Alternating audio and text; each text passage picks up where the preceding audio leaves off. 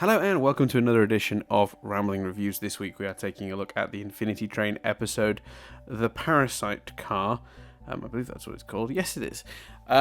It's a good one, but I will say this one is probably one of the ones we've seen so far. It's probably one of the least consequential. Thoroughly enjoyed it, but it doesn't have any. Well, not any, but it has very little bearing on any of the overall stuff. But that's fine. It's nice to have just these like independent, fun episodes that just do something interesting, and I really like the premise behind this one. For those who don't remember, they're going through like a car full of like flowers, and there's this weird like mud river, and when they cross through it, Alan Dracula can suddenly talk, and he's suddenly doing what he's told for once instead of just his own thing. And it turns out there's a parasite called Parasite, very good, who is living in his sort of mouth and controlling him. And at first he presents it as like, oh, you know, he's enjoying it. It's like I've given him the power of speech. It's like we're roommates inside this body, and it's a symbiotic relationship. We're both getting something out of it. And Tulip's a little suspicious, but Jessie points out she was kind of not on board with him at first as well, and now they've become friends. So they carry on through the next car, which I'll talk about later, but I absolutely love the fashion car or whatever it's called. I thought that was so good. Probably my favorite part of the episode. And then they end up in another car full of food, where they realize that this parasite situation isn't actually working out at all. Alan Dracula desperately is trying to break free because he really is just being controlled. There you go. Tulip runs back to the car they found Parasite in and find a flower that had previously made Alan Dracula sneeze. They put it in his nose. He sneezes out the parasite, and everything back to normal, and off they go. Travel friends. It's a good episode though. It's really, really good. I'm looking at I don't know if this is just a coincidence. The runtime in the last 3 episodes is exactly 11 minutes and 18 seconds. Is that right? Let me throw it 1 second. That can't be right. The runtime on every single one of these episodes on my thing is 11 minutes and 18... Sorry, yeah, 11 minutes and 18 seconds exactly. That is some serious precision. Wow. That's crazy. I don't even know where to start with that. Like, every single one of them, 11 minutes and 18 seconds. Is that a glitch on my things part? I don't know, I just loaded all the files I've got into my VLC player and it's listed them all as 11 minutes. Who knows? Anyway, for those who don't, I should add actually, I maybe didn't say it in the last one, it's all on HBO Max right now, so if you're watching along with me, do that. Obviously in the UK, don't have access to that, watching the episodes through other digital means. So, Parasite Car, yeah, it's a really good episode, lots of fun. I don't think I like it as much as the Toad Car. So this is the first one that hasn't quite gone with the rule of better than the one that precedes it, which this season has done. Every single episode's been better than the last. But it's pretty much on par with the map car, so the quality is still really high. I think it's extremely creative and inventive. I mean, any episode sort of leaning on Alan Dracula is going to be that way. Full stop. It just is. It's hard to explain, but he kind of... like, every time I think, what more can they do with this deer? they find new stuff to do with him that like entertains me. Like in the last episode, he turned into pillows, or in this episode where they try to sit on him, but then he just sort of splits in two, so they fall through the middle. Like, I don't know. There's a real like laid back, cool, like I do what I want vibe to Alan Dracula that I just really enjoy. As a character, he's good fun. In terms of like sort of breaking it down a little bit more, I think it's interesting that they start with Jessie asking reflection-based questions. So like he's asking if they go to the toilet, reflections. He also asks what happens when the Prime passes on, and it's an interesting answer. And I'm not sure how I feel about it, but it is an interesting answer. So when someone dies. When the Prime dies, the memories of the reflection are erased and they can reflect someone new. Or they can join the Flex, the sort of the authorities of that world. I feel like, I don't know. I just, the idea that before she reflected Tulip, MT reflected someone else. I don't know how much I like that as a premise, but I don't think it's a coincidence they're giving us this information now. I think that's going to be relevant. I think Mirror Tulip's going to end up. Oh, I don't know. There's a part of me that thinks maybe she could end up reflecting someone new because they've set up the idea that a reflection could be someone's old reflection. Sort of become who's someone's old reflection can become someone else's reflection with memories and stuff. And there's something about that I'm just thinking, could be where this is going, or they could be using that in some way to create another character related to the situation. I'm not 100% sure where they're going with it, but there's no way it's a coincidence they've set up that information.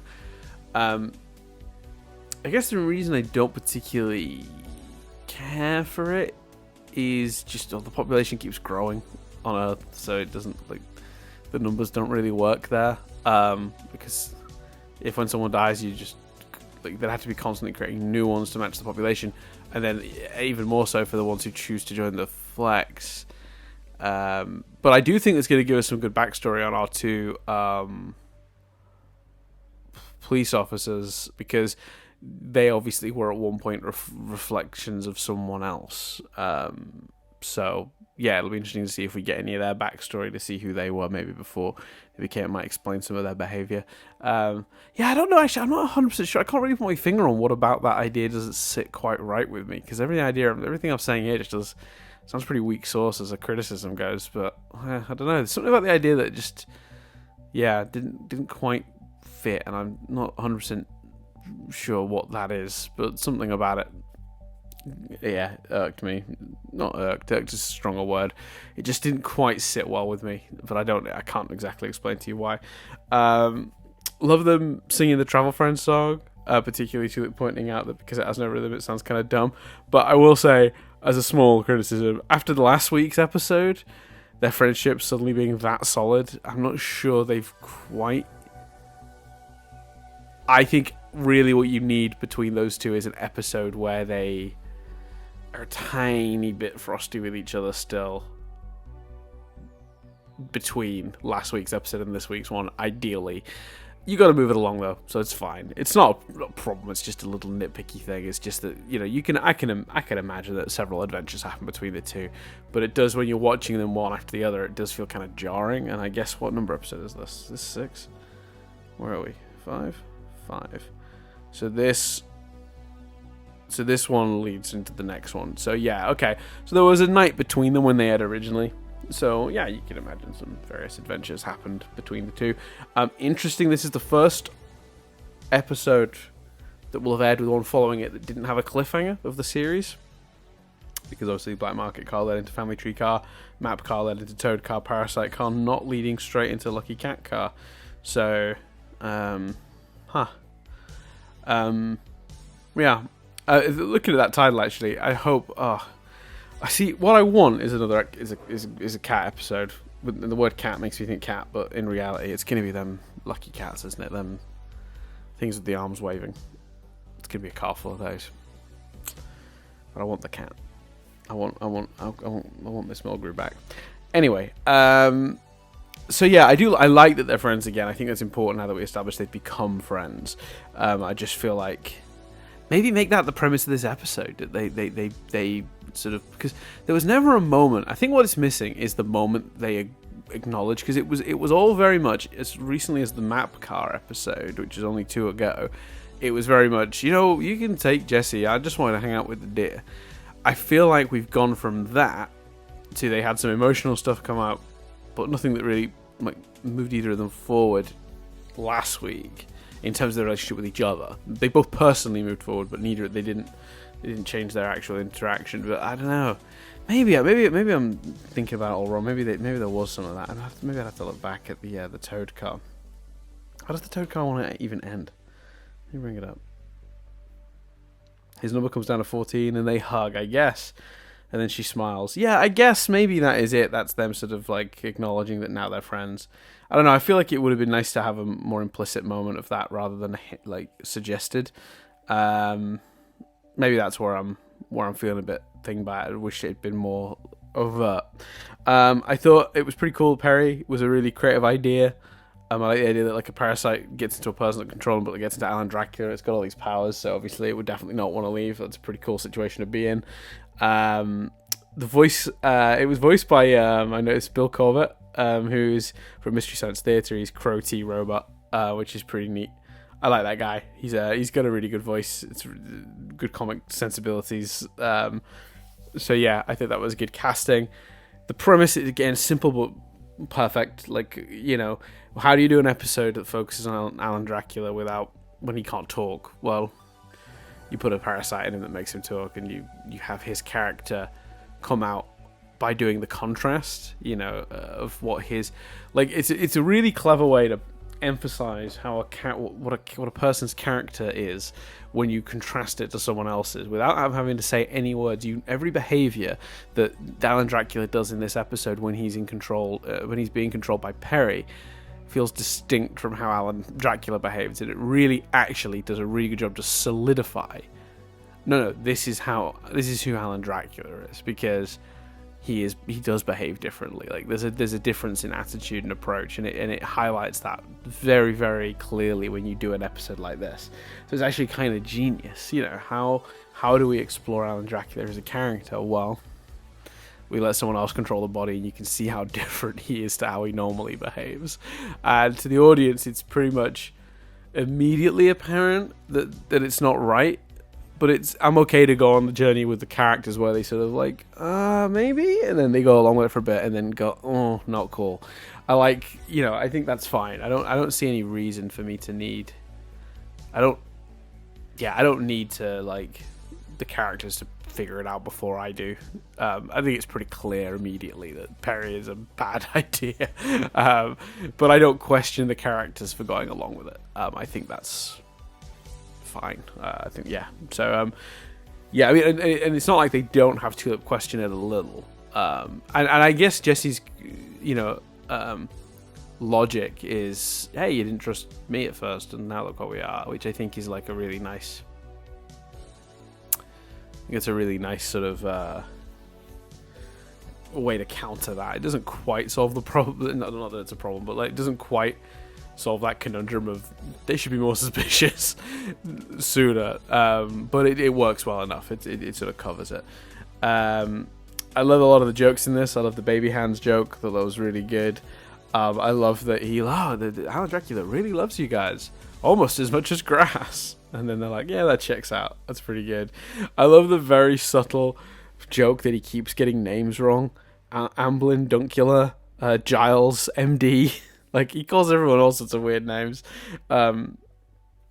which they don't really ever explain. It's just that Perry doesn't seem to care enough to remember them, which is just great. And they only outright point it out like the once, like right towards the end when they're starting to be suspicious that he's, that this isn't right.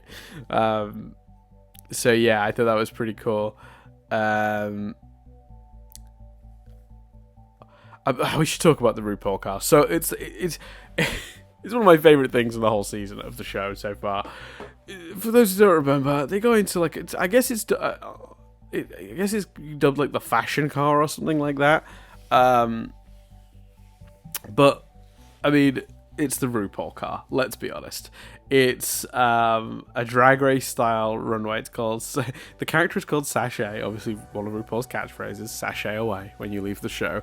And it's voiced by BB Zara Benet, who was the winner of season 1 of Drag Race. So it's everything from the attitude of this character, who is called Sashay, to the way they're like, you may exit. It's all very RuPaul from top to bottom. Styling, the music, and it's called Sashay's Runway Fairway, and it's literally a fairway. It's grass. It's so clever. And what's really funny about it is, if I'd have watched this back in January when it aired, that would have gone right over my head on every conceivable level. I would not have got that at all. I'd have just been like, okay, it's a weird fashion catwalk car. I wouldn't have thought twice about it. I'd have been mildly amused by it, but I think knowing Drag Race, like, you just, like, it's so spot on. I don't know how they've even achieved it, because, like, to be able to reference something so hard and so clearly, but if you haven't seen that thing, you'd have still just gone, cool, no problem. Like, you wouldn't have questioned it. It's like a reference that's so specific. Often when you do references that specific in shows, if you haven't seen the thing, you're genuinely lost for minutes. I guess that's just the joy of a show like Infinity Train, where anything weird and random can happen at any given time. It's all kind of like chaos, and it's like, so I guess you are more likely to roll with the punches. Okay, cool. Fashion car, sure. Like, so yeah, it's genuinely one of my favorite things they've done all season. I loved seeing Jesse in his outfit. I liked seeing sort of slightly grumpy MT come through. I did enjoy the Alan Dracula one as well, which had that weird moment where, like, the real Alan Dracula tried to come through with, like, the first real true hint that something was very wrong. Kind of played for laughs there, but, like, later on becomes quite a horrific thing. We'll come back to that. So yeah, I think it's a really good gag, and I think as well, I love the bit where, because the original car with the flowers that make Alan Dracula sneeze is 2 cars back, it's through that fashion car. They have this great insert shot of Tulip running back into the fashion car, doing a quick pose and carrying on, which is just perfect. Like, it's really good. Yeah, so I love all of that. Yeah, we should talk a little bit about the horror element of this, and it's not that overt. I mean, this isn't like Steven Universe, like Cat Fingers level, where, like, it's body horror for like good 5 minutes of the episode. But there's a real moment towards the end of this where the Alan Dracula sort of, like, almost screams as he's trying to get out, and it's like, it's quite haunting. Like, it's darker than like when I first watched it. It didn't. I mean, I wouldn't say it washed over me. Like, the horror of it kind of, like, was there, but on the second viewing, that really struck me as being quite traumatizing. Like, it's quite horrible to think he's so trapped inside this thing that's controlling him.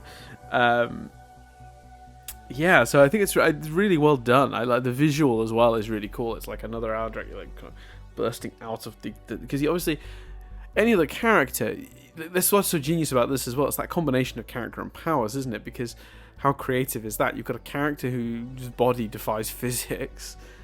Yeah, you can do that. You can have a physical other person reaching through the flesh of the first one. Like, it's really horrifying, but super cool to look at.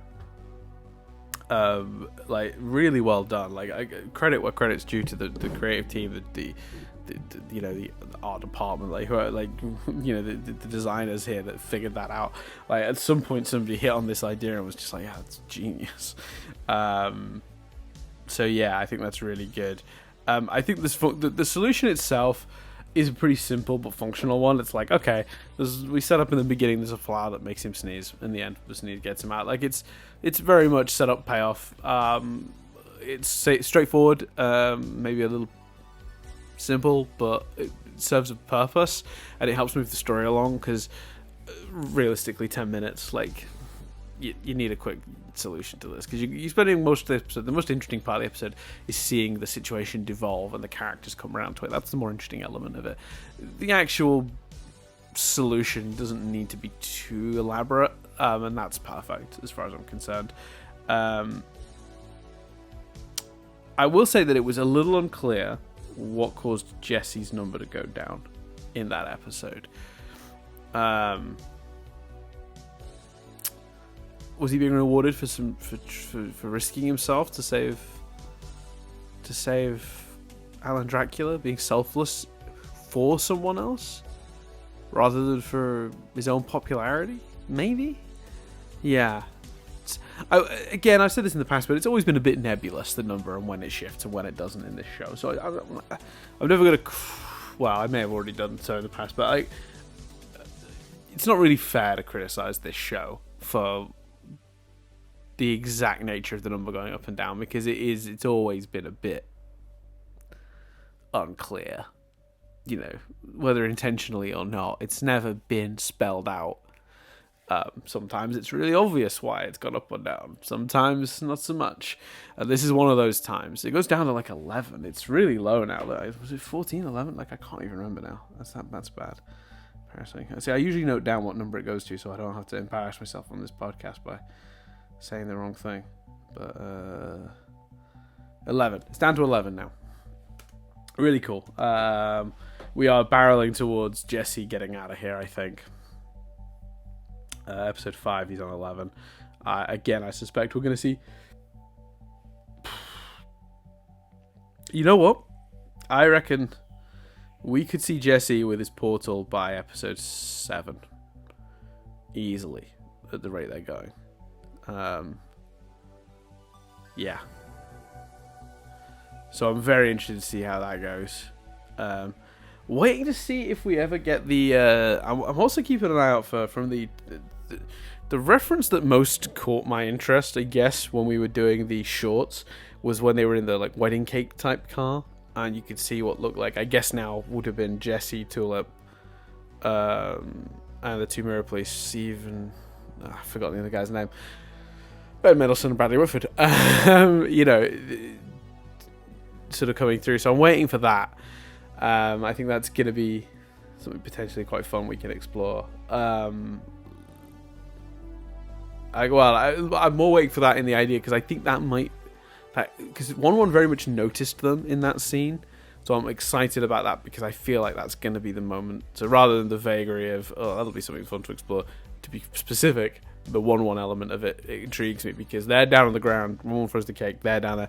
I can't decide if that's the moment 1-1 is going to enter this story properly, or if 1-1's going to dismiss it as just, oh, ruffians. I mean, you could get away with either way, but it'd be a good opportunity to get 1-1 finally involved in the story if they're chasing Mirror Tulip. If 1-1 can see clearly enough to just realize that's Mirror Tulip, I feel like he would get involved. So yeah, I'm hoping for something like that. Yeah, and as I said with the next episode, Lucky Cat Car, I see the word cat. I want the cat. I'm hoping it's the cat, but I'm fearing it's not. I feel like it's going to be, you know, like giant lucky cats with the rotating arms, or just like the cross-eyed ducks car, just a car full of them. Like, you know, piled up so you can't see anything else, or just, yeah, I don't know, or maybe like anthropomorphized versions of those, like brought to life, like living versions of those. I suppose that could be fun. They can't control their arm because it's just always bouncing, and they want MT or Jesse to, you know, help them do something, because there's that running joke obviously in the show about none of the other characters having like opposable thumbs or whatever, and obviously they do the joke in this episode where Alan Dracula gains human hands, and it's really freaky. So I guess they could do that, like where they go in and they're kind of helpless, and they need like Tulip and Jesse to do, because they have no control of their arm. It's just constantly going, and the other one's kind of fused to their side. I don't know, I'm just amusing myself at this point. Yeah, so there's plenty of options. I'm pretty excited to see where it goes, as always. It's a really enjoyable show. My nitpicks remain nitpicks. They're not deal breakers. Like, it's not that big of a deal that they don't suss it out, even though it's really blatantly a bad idea that the parasite lives inside Alan Dracula. I don't care that the characters take a while to figure that out. It's the way these things work, isn't it? The thing that I think I felt a little bit more that I missed was the moment those two became friends. I feel like that would have been a really nice thing to see physically, that acknowledged and happen. So yeah, but you know, missing a beat, that's not the end of the world. Otherwise, just a really great episode. I'm surprised I talked about it for as long as I have done, actually. To be fair, I spent the last few minutes speculating on the future rather than talking about the episode. But yeah, it's a good one. So yeah, stick around, more rambling reviews, equally as rambly. Why not? Yeah, so come back in 2 days' time where I talk about the Lucky Cat Car.